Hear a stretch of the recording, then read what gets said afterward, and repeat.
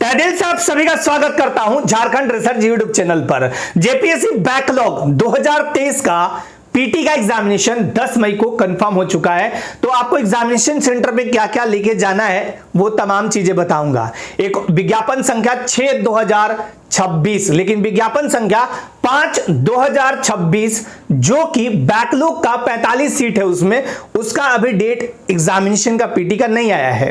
और 14वीं जेपीएससी का जो एग्जामिनेशन दे चुके हैं 14 जेपीएससी का वेट कर रहे हैं मेन एग्जामिनेशन के लिए कि हमारा मार्क्स इतना आ रहा है, क्या हम कट ऑफ के दायरे में आएंगे या नहीं। कट ऑफ का एक वीडियो बना के दिया हूं, उसको देखिए और अपनी तैयारी को लगातार धुन के शानदार तरीके से करिए। 15th यानी 15वीं जेपीएससी कब तक आ सकता है इसके बारे में भी तमाम चीजें 1 बाय 1 बताऊंगा। मेंस एग्जामिनेशन को लेके जो 14वीं जेपीएससी दे चुके हैं, मेंस एग्जामिनेशन को लेके बहुत सारी चीजें यहां पे बताऊंगा गाइडेंस प्रोग्राम के तहत। उसमें आपको पीवाईक्यू प्रीवियस ईयर क्वेश्चंस भी दिखाने वाला हूं और कुछ चीजें आपको भी कराऊंगा। सबसे पहले देर ना करते हुए, ये गलत लिखा हुआ है ऊपर में, 14th नहीं होना चाहिए वहां पे। खैर चलिए, यहां पे जो पीटी एग्जामिनेशन है ये 2023 का है, विज्ञापन संख्या 6/2026। ये 2023 वाला बैकलॉग है, विज्ञापन संख्या 6/2026, ठीक है, जो कि 7 सीटों पर, टोटल सीट कितने हैं, पोस्ट कितने हैं, 60 राज्य कर पदाधिकारी के लिए। पीटी एग्जामिनेशन 10 मई को होगा, एकदम श्योर है, कंफर्म है, ये कंफर्म हो चुका है। और आपका एडमिट कार्ड 4 मई से डाउनलोड होना स्टार्ट हो जाएगा। 4 मई टू 9 मई, मतलब 9 मई तक आप एडमिट कार्ड डाउनलोड कर सकते हैं, जिसके बारे में मैं यहां पे दिखा देता हूं। यही आपका झारखंड संयुक्त असैनिक, यहां पे एक सेकंड रुक जाइए, यहीं पे झारखंड संयुक्त असैनिक सेवा बैकलॉग प्रारंभिक प्रतियोगिता परीक्षा 2023, जिसका विज्ञापन संख्या कितना है, जिसका विज्ञापन संख्या है आपका 6/2026। हालांकि 5/2026 वाला भी नहीं आया है डेट। और ये साफ कहते हैं कि 10/5/2026 रविवार को रांची जिले में 2 पालियों मिलेंगे। 10 तारीख को 10 से 12 जीएस पेपर 1 और 3 से 5 लेंगे जीएस पेपर 2। अब इसको लेके ना आप देखिए, सबसे पहले एडमिट कार्ड निकाल लीजिएगा 4 तारीख को। उसके बाद एडमिट कार्ड निकालने के बाद आपको रखना है उसके साथ साथ कोई भी आपका, जैसे कोई भी आप ये रख सकते हैं, कोई वैलिड फोटो युक्त पहचान पत्र, 4 फोटो, ये कहा है कि फोटो की 4 स्वहस्ताक्षरित रंगीन फोटो और एक वैध फोटो युक्त पहचान पत्र, चाहे तो आधार कार्ड ले लीजिए या वोटर कार्ड ले लीजिए या ड्राइविंग लाइसेंस ले लीजिए, है ना, या पासपोर्ट जिसमें आपका फोटो वगैरह लगा हो, अच्छे से दिखता हो, साफ साफ, वो लेके जाइए। और आपको लेके जाना है, चूंकि ओएमआर में गोला करना है तो नीला या काला बॉल पॉइंट पेन और एक बोतल पानी रख लीजिए। अच्छे से जाइए, सभी को बढ़िया से अपना एग्जामिनेशन दीजिए, ठीक है। अब आपको कुछ चीजें और भी आपको इंपॉर्टेंट बताने वाला हूं, 1 बाय 1 आपको चीजें मैं दिखाने वाला हूं, बताने वाला हूं। देखिए, सबसे पहले तो 14th जेपीएससी में जितने भी लोग लगे हैं, 14th जेपीएससी को लेके 14th जेपीएससी में जितने भी लोग एग्जामिनेशन दे चुके हैं, अब आपके सामने एक सवाल आता है कि मेरा होगा कि नहीं।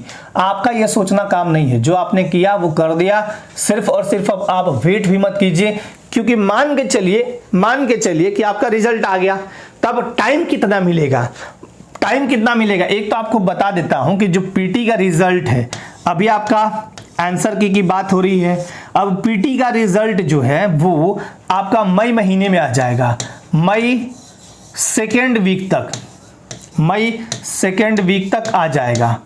ये थोड़ा फास्ट काम चल रहा है जेपीएससी का, तो जल्दी ही आ जाएगा, यानी 15 मई तक आ जाना चाहिए। अब जब आएगा तो पूरा मई फॉर्म भरवा देंगे वो आपसे, 30 मई तक देंगे आपको कि फॉर्म भर लीजिए, क्योंकि बहुत ज़्यादा टाइम नहीं मिलता है मेंस का फॉर्म भरने का, 12 दिन 15 दिन ऐसे दे देंगे, ठीक है। पीटी में भी आपने देखा होगा बहुत ज़्यादा टाइम नहीं मिलता है, तो वो सिर्फ जून वेट करेंगे आपका।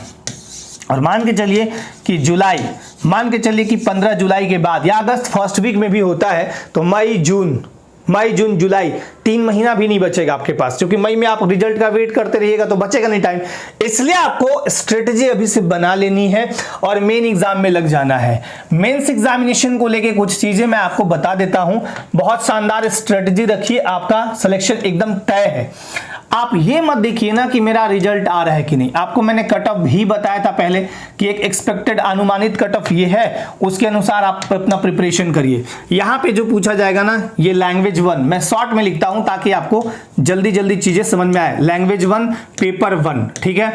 यहाँ पे लैंग्वेज 2, ये आपको चॉइस करना है लैंग्वेज 2, जिसमें आपको 15 जो जनजातीय क्षेत्रीय भाषा उसमें से कोई भी एक रखना है। खोटा रख लीजिए, हिंदी, पंचपरगंजा, नागपुरी, कुरमाली, जो भी है। यहां आपसे पूछा जाएगा, सारे क्या होंगे, 3 घंटा के पेपर होंगे, 3 आवर्स के पेपर होंगे। अच्छा, अभी 15वीं जीपीएससी का भी अपडेट दूंगा, थोड़ा सा वेट कर लीजिए। 3 आवर्स का पेपर होगा और ये सारे के सारे सब्जेक्टिव होंगे। सब्जेक्टिव माने कि इसमें लिखना है लैंग्वेज 1, लैंग्वेज 2 ये क्वालिफाइंग है, यहां सिर्फ 30% लाना है। आपको एक चीज और अभी थोड़ी देर में क्लियर करूंगा, टेंशन मत लीजिए। यहां बहुत शानदार है, हिंदी है और इंग्लिश है। यहां कुछ नहीं करना, आपको इजीली पास हो जाएंगे। यहां जो है वो 150 नंबर का 150 अंक, नॉट क्वेश्चन, 150 अंक का एक पेपर पूछा जाएगा, जिसमें आप खोटा रख लीजिए, नागपुरी, पंचपरगंजा, कुरमाली हो, जो भी रखना है। तो 2 तो ये हो गए। अब आते हैं पेपर थर्ड। पेपर थर्ड 4 यही कर देता हूं, शॉर्ट में करता हूं 5 और 6। ये 6 जीएस के 4 पेपर हैं। जीएस के कितने पेपर हैं? जीएस के 4 पेपर, 4 गुने 200 तो 800 हो गए। फिर लैंग्वेज 2 वाले हैं, क्योंकि लैंग्वेज 1 तो जुटेगा नहीं, तो लैंग्वेज 2 का जुटेगा 150, तो 800 और यहाँ 150, 950 पर आपका मेरिट बनेगा। ये मेन एग्जाम के लिए हो गया। और इंटरव्यू कितने का होगा? इंटरव्यू 100 का होगा, तो 150 पर आपका मेरिट बना दिया जाएगा। 1050 नंबर पे यही है आपका मेरिट। पीटी का मेरिट वेरिट से कोई मतलब नहीं, सिर्फ क्वालिफाइंग आपको करना है। तो जीएस पेपर 2 यहां पे आप रख लीजिए, एक तो जियोग्राफी एंड प्लस हिस्ट्री, ये दोनों होते हैं, ठीक है। इसके बाद पॉलिटी रख लीजिए, ठीक है। अभी मैं दिखा भी देता हूं। एक में आपका है एक में आपका इकोनॉमिक्स है, सस्टेनेबल डेवलपमेंट वगैरह, साइंस एंड टेक है, साइंस टेक। तो इस टाइप से आपका जीएस पेपर 4 होते हैं, ठीक। अब आपको यहां पे मैं पहले क्वेश्चन आपको दिखाता हूं, तब आपको कहिएगा कि मजा आ रहा है। पहले तो आप पेपर 1 देख लीजिए। पेपर 1 चूंकि सबके लिए कॉमन है, ये सभी कोई देंगे, जितने भी मेंस देने वाले हैं सारे के लिए बहुत इंपॉर्टेंट होगा ये पेपर 1। इसलिए क्योंकि यहां पे देखिए क्या लिखा हुआ है, general Hindi and general English, सामान्य हिंदी और सामान्य अंग्रेजी। ये आपका पत्र 1, समय कितना? 3 घंटा।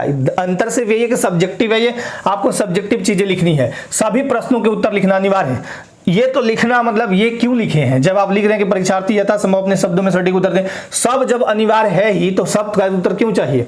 अरे इसमें 30% क्वालिफाइंग है, हम थोड़ा सा लिखेंगे पास हो जाएंगे, इसमें बहुत ज्यादा मैटर नहीं करता। और इसमें एक चीज और बता रहा हूं कि इसका मार्क्स मेंस में नहीं जुड़ता है।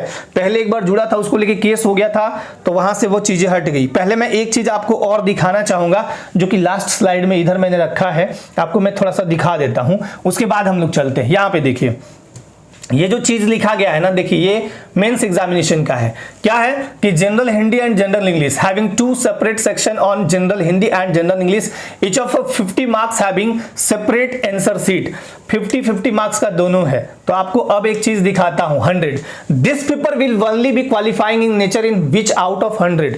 ये 100 नंबर का जो पूछा जाएगा सिर्फ और सिर्फ क्वालिफाइंग नेचर का है।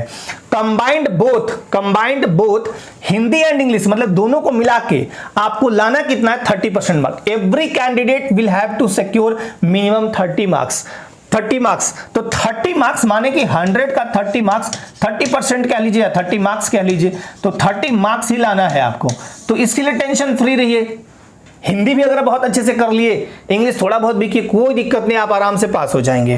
तो एक तो ये, दूसरा मैंने बताया कि आपको लिटरेचर में जो भी लेना है, जो भी पेपर लेना है वो आप ले सकते हैं, जैसे कि उड़िया है, बांग्ला है, संस्कृत है, हिंदी है ना, इंग्लिश है, हिंदी है, संथाली, पंचपरगंजा, नागपुरी, ये सब। फिर सोशल साइंस पेपर थर्ड में क्या है? Social science, geography and history.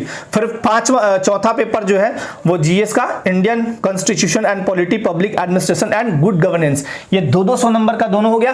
फिर उसके बाद देखिए यहाँ पे Indian economy, globalization and sustainable development, ये भी 200 नंबर का डिस्क्रिप्टिव टाइप है, सब आपको लिखना है। फिर आपका क्या है? General science, environment and technology development, तो ये और इंटरव्यू है 100 मार्क्स का। ये तो आप देख लिए। अब आपको दिखाते हैं ये पेपर आप बहुत इजीली दे सकते हैं, बहुत इजीली पास हो सकते हैं। कुछ लोग इसी में भी लटकते हैं, इसलिए ध्यानपूर्वक इसको बनाइएगा, समझिएगा तो इजी है ये। अब यहां पे देखिए कहते हैं इसमें 400 शब्दों में एक निबंध लिखना है। बहुत आसान भाषा में लिखिएगा, कहीं नहीं फंसिएगा। जहां भाषा के साथ उलझुल जुलुल खिलवाड़ कीजिएगा, क्लिष्टता लाइएगा तो दिक्कत। एकदम सरल भाषा में लिखिए, अपनी भाषा में लिखिए, थोड़ा सा सजा के लिखिए।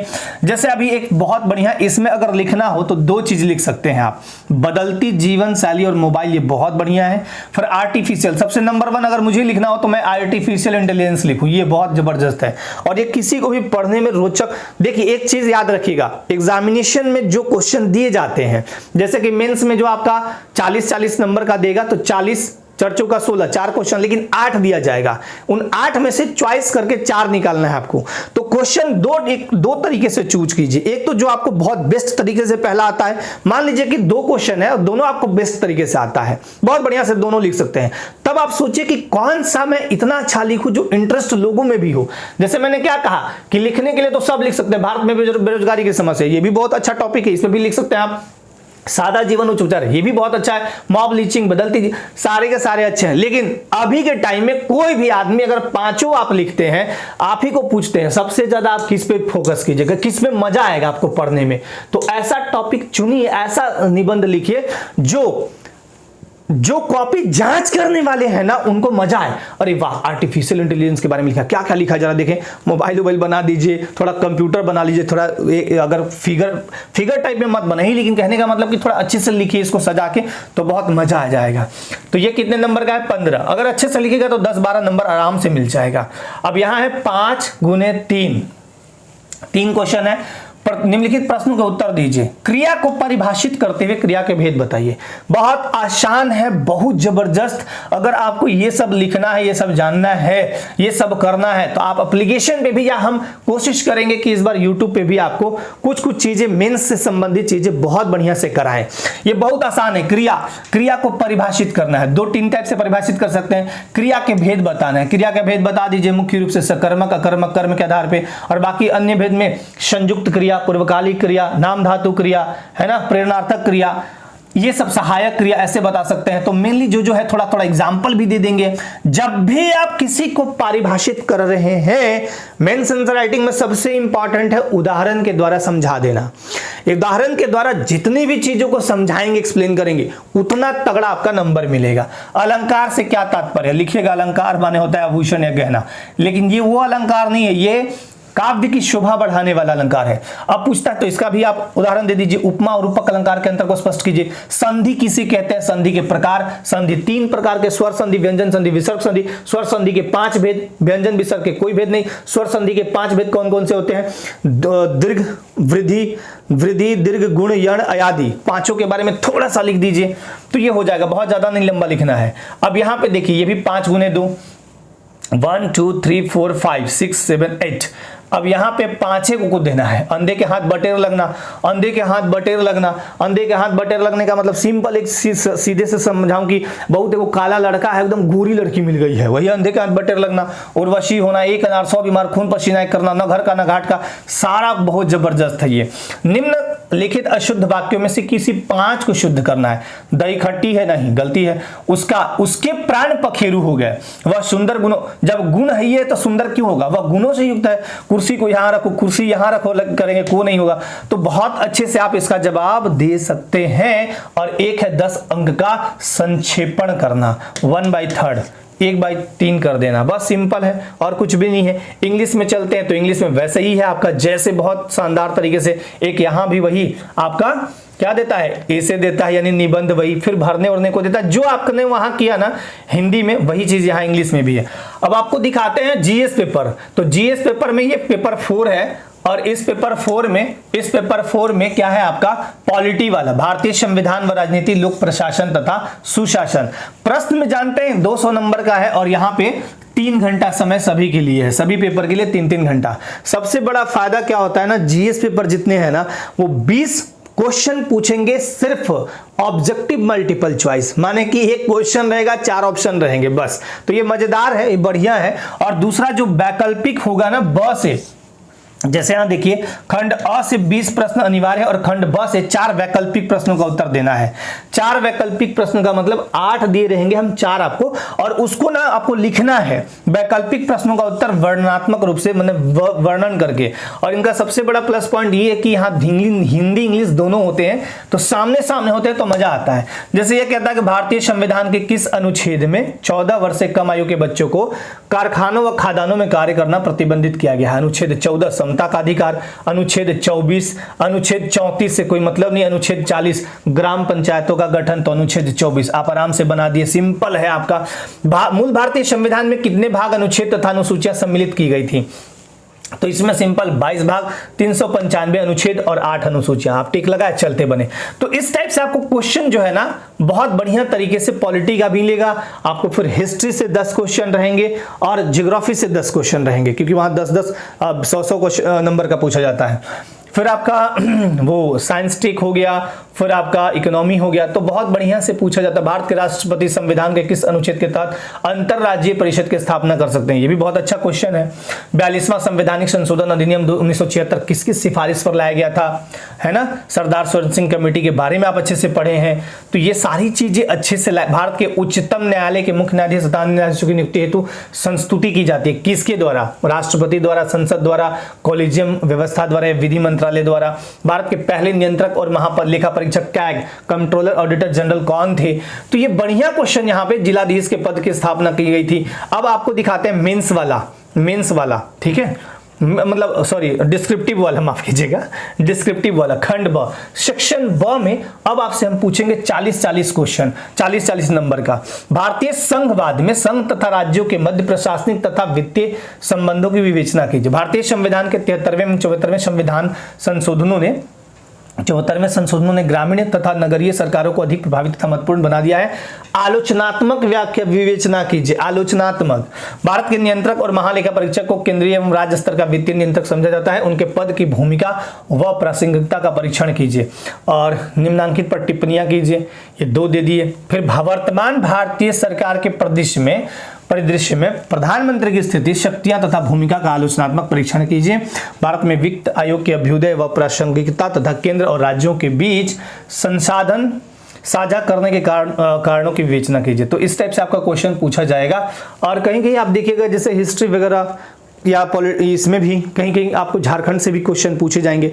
तो बहुत बेस्ट तरीके से करिएगा तो बहुत इजी है, अच्छे से आप कर पाएंगे। लेकिन वही है ना कि इजी तब तक नहीं है जब तक आप प्रैक्टिस नहीं करते हैं, क्योंकि कहा भी गया है कि प्रैक्टिस जो करने वाले लोग होते हैं सफलता उन पर फिदा हो जाती है।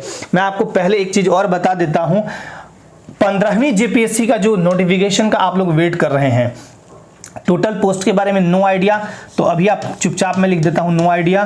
बट हाँ इतना श्योर बता रहा हूं आपको कि एडवर्टीजमेंट अभी नहीं आने वाला है। जब तक 14वीं जेपीएससी का प्रोसेस पूरा नहीं हो जाता, 14वीं जेपीएससी के लोग जब तक ज्वाइनिंग की बात नहीं चल जाती है, ज्वाइनिंग कर लेते हैं, ज्वाइन हो लेते हैं, उसके बाद सीट वगैरह बीच में हो सकता है काम स्टार्ट हो, लेकिन अभी बहुत इसमें टाइम है।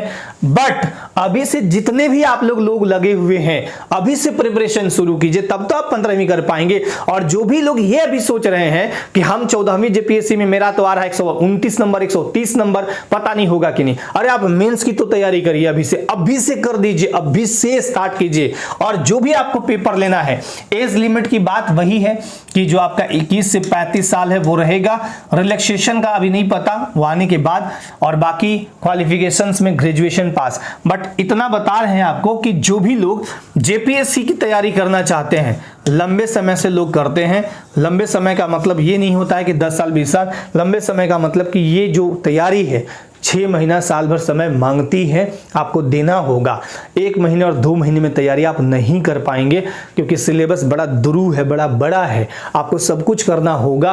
अब जो भी लोग 14वीं जेपीएससी का एग्जामिनेशन दे चुके हैं वो लोग अब लैंग्वेज कौन सा लेंगे, एक दिन इस पर भी हम डिस्कस करेंगे कि लैंग्वेज आपके लिए सही कौन होगा। हालांकि अभी तक के अकॉर्डिंग जो सबसे बढ़िया लैंग्वेज रहा है वो खोरठा ज़्यादा रिजल्ट दिया, क्योंकि खोरठा वालों की संख्या भी बहुत ज़्यादा है और खोरठा के कंटेंट भी बहुत इजीली मिल जाते हैं। इसके साथ साथ ऐसा नहीं कि हिंदी हिंदी इंग्लिश या फिर पंच परगनिया या फिर नागपुरी से रिजल्ट नहीं होते वहां भी है, आपके ऊपर डिपेंड करता है। और ऐसा नहीं है कि लैंग्वेज ही रिजल्ट बनाता है। लैंग्वेज में कितना क्वेश्चन पूछा जाता है, 150। आप जीएस पे फोकस क्यों नहीं करते, वो तो 800 का है, 200 चुका 800, तो यहाँ भी तो मायने रखता है। ऐसा नहीं कि यहाँ मायने नहीं रखता है, मायने दोनों जगह रखता है। तो इसलिए आने वाले टाइम में आपको बताएंगे भी। लेकिन जो भी एग्जाम दे चुके हैं मेंस में लग जाइए। एक दिन और मैं गाइडेंस प्रोग्राम अगर आप कहेंगे तो लाऊंगा, अच्छे से आपको बताऊंगा और जो भी आपके लिए हेल्प कर पाऊं यहां से करने का हमेशा प्रयास करूंगा। इसके साथ साथ आपको जो भी लोग जेटेट की तैयारी कर रहे हैं मैं आपको दिखा देता हूं। जेटेट की जो शानदार तैयारी करना चाहते हैं वो हमारे एप्लीकेशन पे आ सकते हैं। हमारा एप्लीकेशन है झारखंड रिसर्च। अब ये देखिए जैसे नोट्स इस टाइप से मैं बना के वहां पे पढ़ाता भी हूं और इसी टाइप से लिख के आपको सब कुछ बताएंगे। तो जेटेट का 6 to 8 यानी सामाजिक विज्ञान एसएसटी चल रहा है। Live lecture, recording lecture, notes PDF, VVI MCQ, subject wise test भी हम लेंगे। और उसके अतिरिक्त आपको दिखाता हूं ये जो नागपुरी बैच है, चूंकि अब मगही की बात तो हट गई, मगही, अंगिका, भोजपुरी, तो अब आप लोग फॉर्म का वेट मत कीजिए, फॉर्म फटाफट भरिए और जबरदस्त तैयारी के लिए जुड़ सकते हैं। यहां आप नागपुरी बैच जो लैंग्वेज पेपर 2 है, हमारा एप्लीकेशन है झारखंड रिसर्च। इस एप्लीकेशन पे जब जाएंगे ना तो बहुत सारे फ्री कंटेंट भी हैं। अब अभी जो मैंने क्वेश्चन आपको दिखाया ना वो अगर एक प्लेटफॉर्म पे खोजना है तो झारखंड रिसर्च पे मिल जाएगा एप्लीकेशन पे। तो ऐसा प्लेटफॉर्म जो सब सॉल्यूशन आपको यहाँ पे दिखे, all solutions in one app. तो यहाँ पे आपको एप्लीकेशन डाउनलोड करने हैं गूगल प्ले स्टोर से। 50% अभी ऑफ है सारे कोर्सेज पर, है ना, और कूपन कोड है JRSPL, ठीक है। इसमें आपको नागपुरी बैच में live lecture, recording lecture, PDF notes, VVI MCQ, इसके अलावा कंप्यूटर एजुकेशन इसी के साथ बिल्कुल फ्री में है। 10 टेस्ट कंप्यूटर का इसके साथ अटैच्ड है, हिंदी पेपर 1 भी अटैच्ड है।